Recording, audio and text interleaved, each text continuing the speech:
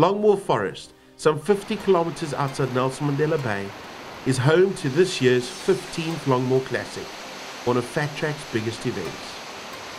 Longmore is never easy. It's always either up or down, not many flats, so I think it's going to be tough whichever way.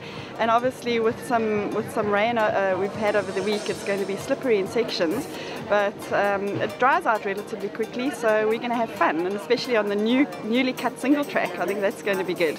After a week of miserable weather, 300 cyclists gathered to ride either the 20, 30 or 50 kilometer race. The 20 and 30k was more for the social rider, whereas the more hardcore mountain biker went for the 50ks, which because of the terrain is probably closer to a road race of around about 100 kilometers.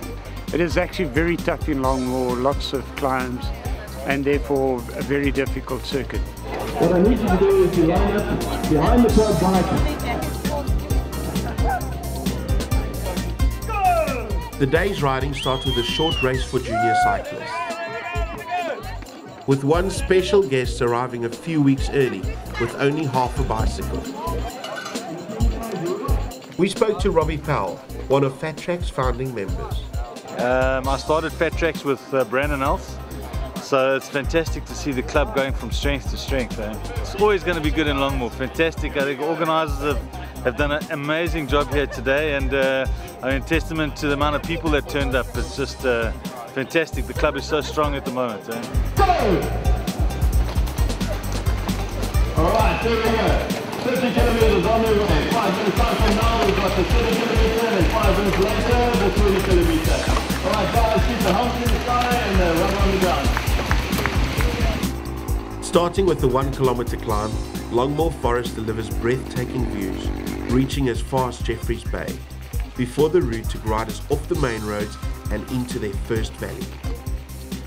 The National Forest offers 800 kilometers of off-road track, tranquil surroundings, and more hills than one could hope for. So it wasn't long before the riders were climbing again, taking them to the highest point of the course.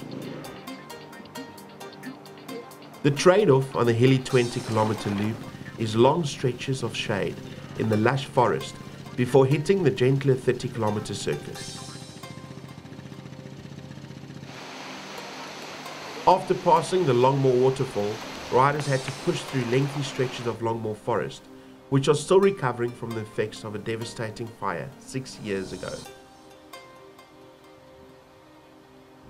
As the sun beat down, riders were grateful for the cool breeze which had picked up by mid-morning. Longmore Forest is a popular training ground for many local mountain bikers, providing ideal conditions for day and nighttime training for long endurance events.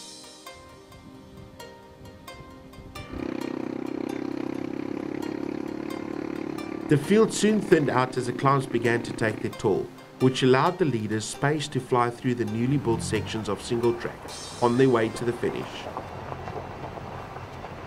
The last 3 kilometers of the race had a long downhill with 2 newly built stretches of single track. Threading through back markers of the 30-kilometer race to finish 2.5 minutes ahead of junior winner Carl Bradford, local rider Tim Ellerbeck took honours in the men's race. And then we got our first guy crossing the 50k mark. Well done guys. Just started middle of the pack. It's always good to have a carrot in front of you. It was a toughie, yeah? Lots of hills. Started cramping, I haven't trained hills, so I was a bit sore. It was lucky. I've totally given up the tar. Don't like the black stuff. I've moved on to off-road triathlon. That's the shiznit.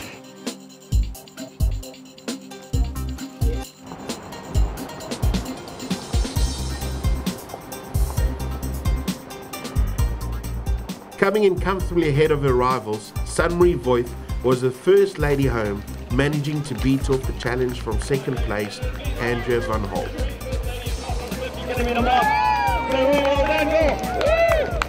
100%.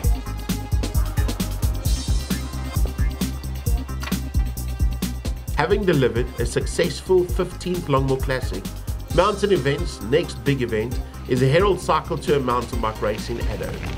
See you there.